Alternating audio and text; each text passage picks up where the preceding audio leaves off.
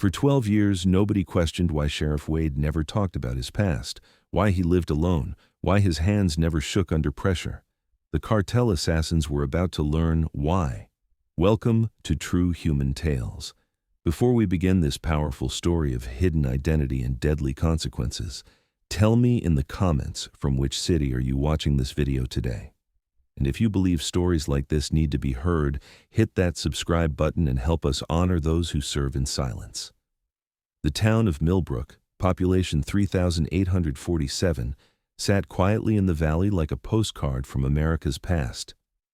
Main Street stretched for exactly 6 blocks, lined with shops that had been there since the 1960s.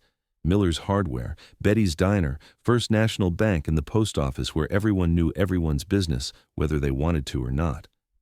Sheriff Tom Wade had kept the peace here for 12 years. At 52, he was the kind of lawman who knew every resident by name, helped Mrs. Henderson carry her groceries, and never missed the annual county fair. His office sat on the corner of Main and Oak, a modest building with 2 holding cells that hadn't seen a serious criminal in over a decade. Most folks figured Tom was exactly what he appeared to be, a quiet man who'd found his calling in a quiet place. He drove the same patrol car for 8 years, lived in the same small apartment above the hardware store, and ate breakfast at Betty's Diner every morning at exactly 7:15. The waitress, Jenny, always had his coffee ready, black, no sugar, in the same ceramic mug. But there were things about Sheriff Wade that didn't quite add up if you knew what to look for. His morning routine included a 20-minute jog that took him past every entrance and exit to the town. He never sat with his back to a door. His apartment had no photographs, no personal mementos, nothing that spoke of a life before Milbrook. The sparse furnishings were functional, as if he was ready to leave at a moment's notice. And sometimes, late at night, residents passing by the sheriff's office would see his light on, watching security camera feeds with the intensity of a man expecting trouble. The questions started small. Why did a man his age have reflexes faster than the high school quarterback? Why did he speak fluent Spanish when helping migrant workers, but claim he'd picked it up from TV? Why did his hands remain steady during the 1-car accident they'd had in 5 years, calmly directing traffic and treating injuries like he'd done it 1,000 times before Deputy Sarah Martinez, fresh out of the academy and assigned to Milbrook as her first posting, noticed things others missed? The way Sheriff Wade scanned rooftops when walking down Main Street, the way he positioned his patrol car at crime scenes, always with a clear exit route, the way he tensed whenever a helicopter passed overhead, as if the sound triggered memories he'd rather forget. Sarah had grown up in a military family. Her father was a Marine. Her brother served 2 tours in Iraq. She recognized the signs, the hypervigilance, the tactical thinking, the way Tom's eyes constantly moved, cataloging threats that didn't exist in a town like Milbrook. But there was something else, too. The gentle way he helped elderly residents, the patience he showed with troubled kids. "Sheriff," she'd asked one afternoon while they processed a simple B&E report, "where'd you serve?" Tom looked up from his paperwork, his pen pausing mid-sentence. "Serve? Military. You move like someone who's been in combat. That tactical approach last week when we cleared the abandoned warehouse, that wasn't police academy training." "Never said I was military," he replied, returning to his report. But Sarah noticed he didn't deny it.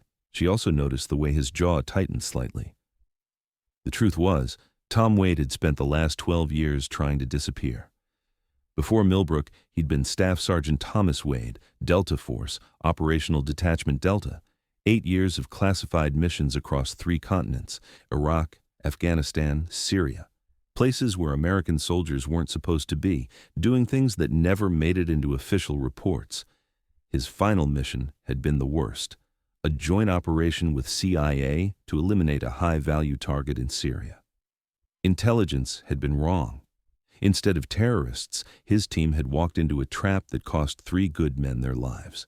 Tom had carried them out one by one under enemy fire that should have killed him a dozen times over. The mission was classified as a success, but Tom knew better.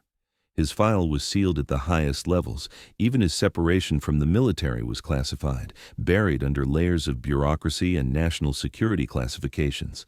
To the world, Thomas Wade had simply vanished after his final mission in 2011. To Tom Wade, that was exactly how he wanted it. But on a Tuesday morning in March, his past found him anyway. The morning started routinely. Tom arrived at the diner at 7:15, accepted his coffee from Jenny with a polite nod. But something felt wrong.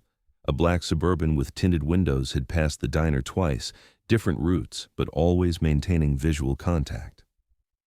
The black Suburban arrived first, parking across from the diner with tinted windows that reflected the morning sun like dark mirrors. Tom noticed it immediately. Vehicles like that didn't belong in Milbrook. He watched from behind the sheriff's office blinds as two more identical SUVs took positions at opposite ends of Main Street. Professional, coordinated, military precision, Tom's coffee cup remained steady in his hand, but something cold settled in his stomach. He'd seen this pattern before, in places where mistakes meant death. His phone buzzed. Unknown number. "Sheriff Wade," he answered, his voice betraying nothing. "Sergeant Wade." The voice was accented, calm, professional. "We need to talk. I think you have the wrong number. We have the right man. Step outside, hands visible, no sudden movements." Through the blinds, Tom counted at least 6 figures positioned around his office. Sniper scopes glinted from the second-story window of the antique shop, a spotter on the roof of the post office. These weren't street thugs or common criminals. Who's asking? "People who remember Juárez. People who remember what you took from us." The line went dead. Juárez, 2011, Operation Ghost Protocol, a joint task force mission to eliminate a cartel weapons cache that had been supplying insurgents in Afghanistan. The weapons were flowing from Mexican cartels to Taliban forces, killing American soldiers with American-made guns. Tom's team had gone in black, no uniforms, no identification, no official backing. They'd destroyed the cache, eliminated the cell, and disappeared before Mexican authorities even knew they'd been there. Officially, the mission never happened. Unofficially, it had cost the Sinaloa cartel over $40 million in 3 years of operational capability. Someone had been very patient, very thorough. And now they'd found him. Tom set down his coffee and reached for the secure phone he'd hoped he'd never need to use again.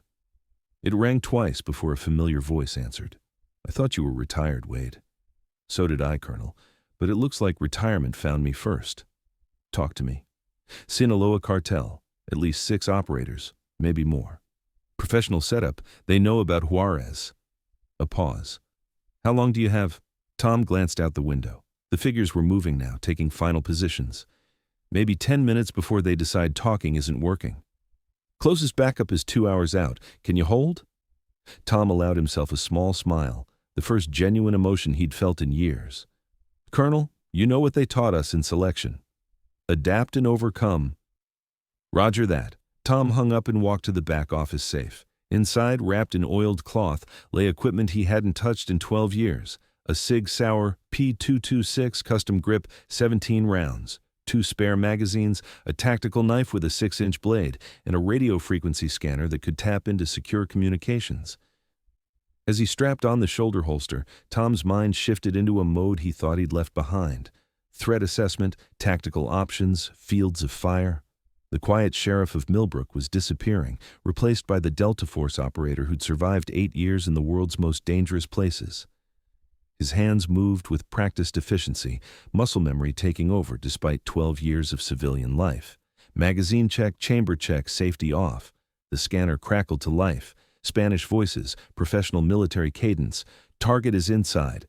Team 2, status, in position. No movement from rear exits. Team 3, Overwatch is green. Clear shot on all approaches. Tom smiled grimly. They were good, but they'd made one critical mistake. They thought they were hunting a small-town sheriff. Outside, Deputy Martinez was returning from her patrol when she noticed the black vehicles. Her training kicked in immediately. She radioed for Sheriff Wade but got no response. Something was wrong. She parked 2 blocks away and approached on foot, staying in the shadows between buildings. What she saw made her blood run cold. Armed men, tactical gear, professional positioning. This wasn't a domestic dispute or a robbery gone wrong. This was war. From his position in the office, Tom watched Sarah take cover behind Miller's hardware. Smart girl. Good instincts. but she was about to walk into a kill zone designed by professionals. Time to move. Tom slipped out the back exit, moving with the fluid silence that had kept him alive in a dozen countries. The alley behind Main Street ran parallel to the primary road, offering concealment and multiple firing positions. He'd walked this route 1,000 times during his morning jogs, but never with hostile forces waiting. The first sniper never saw him coming. Tom scaled the fire escape of the antique shop, with practiced ease, his movements controlled and silent. The shooter was focused on the sheriff's office, watching for movement that would never come. The tactical knife slid between his ribs without a sound, and Tom was already moving to the next position before the body hit the roof. "Team 2, check in," crackled over the dead man's radio. Tom keyed the mic, keeping his voice low and accented. "Team 2, all quiet." That bought him maybe 3 minutes. The spotter on the post office was more alert, but Tom had learned patience in places where impatience meant death. He waited until the man shifted position, then closed the distance in a heartbeat. Another silent takedown, another radio acquired. "Team 3, status?" "Overwatch secure, no movement." But the team leader was suspicious now. Professional killers developed instincts about these things, and something felt wrong. "All teams, shift to Pattern Delta. Target may be mobile." Tom smiled. Pattern Delta was a containment formation designed to flush a target into a kill zone. Textbook cartel tactics, probably learned from ex-military contractors. But they were still thinking like hunters pursuing prey. They hadn't realized the prey was hunting them back. Moving through the network of alleys and rooftops he'd memorized over 12 years, Tom positioned himself behind the primary command vehicle. Through the tinted windows, he could see the team leader coordinating with his remaining operators. The man was young, maybe 30, with the lean build and alert eyes of someone who'd seen combat. Professional gear, quality weapons, disciplined communications. This wasn't some gang revenge hit. Someone had invested serious money in finding Tom Wade. Tom's radio crackled. "Where are Team 2 and 3? "I've lost comms." "Time to end this." Tom stepped into the street, hands empty but ready, and walked directly toward the command vehicle. The team leader saw him coming and spoke rapidly into his radio. Doors opened, weapons appeared, but Tom kept walking. "That's far enough, Sergeant," the team leader called out, his English heavily accented but precise. "We just want to talk." "I'm listening," Tom replied, stopping 20 feet from the vehicle. "You cost us something in Juárez, something valuable." "I cost you a lot more than something valuable. I cost you people, good people, bad people, doesn't matter. They're all dead because of me." The team leader smiled coldly. "Yes, and now it's time to balance the books." "You sure about that?" That's when the team leader noticed Tom's confidence, the way he stood, the complete absence of fear in his eyes.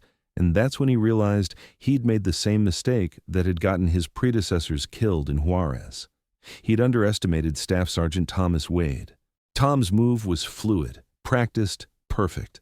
A combat role that put him behind the engine block of the nearest vehicle as automatic weapons fire erupted around him. The SIG appeared in his hand like magic, and his first 3 shots eliminated the closest threats with surgical precision. The firefight lasted exactly 97 seconds. When the smoke cleared, Tom Wade stood alone in the middle of Main Street, weapon lowered, breathing steady. 6 professional killers lay dead around him, victims of training they couldn't match and experience they couldn't counter. Deputy Martinez emerged from cover, her service weapon drawn but unnecessary. She stared at her sheriff, this man she'd worked beside for 2 years, as if seeing him for the first time. "Sheriff Wade," she said quietly, "who are you?"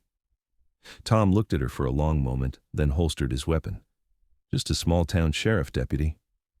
That's all I've ever been, but they both knew that wasn't true anymore. Within an hour, federal agents swarmed Milbrook, black helicopters, tactical teams, men in suits who spoke in whispers and carried badges that opened every door.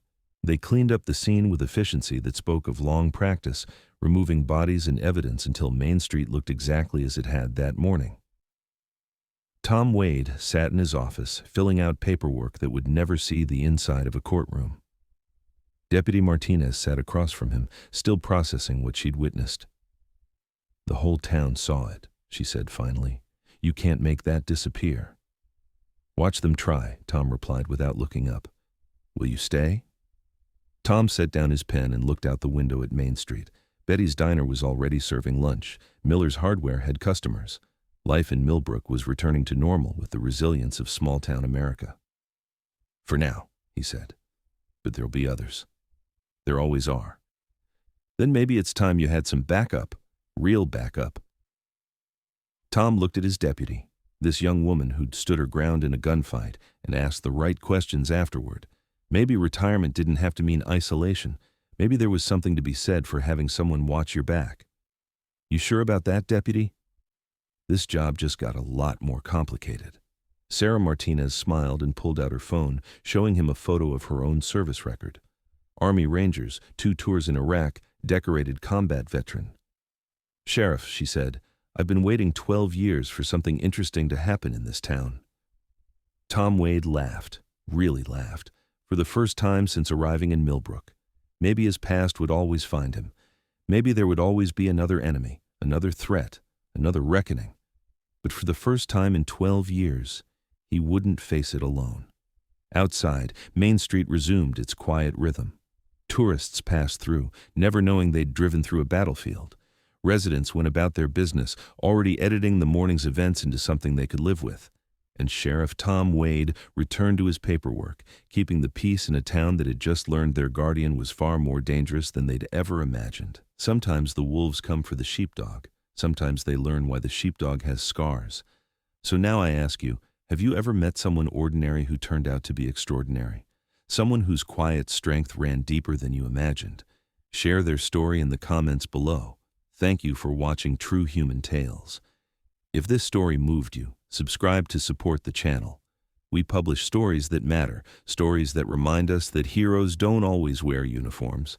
Sometimes they wear badges in small towns, keeping watch over people who never need to know how dangerous the world really is. We'll see you in the next story. And remember, you never know who's standing guard while you sleep.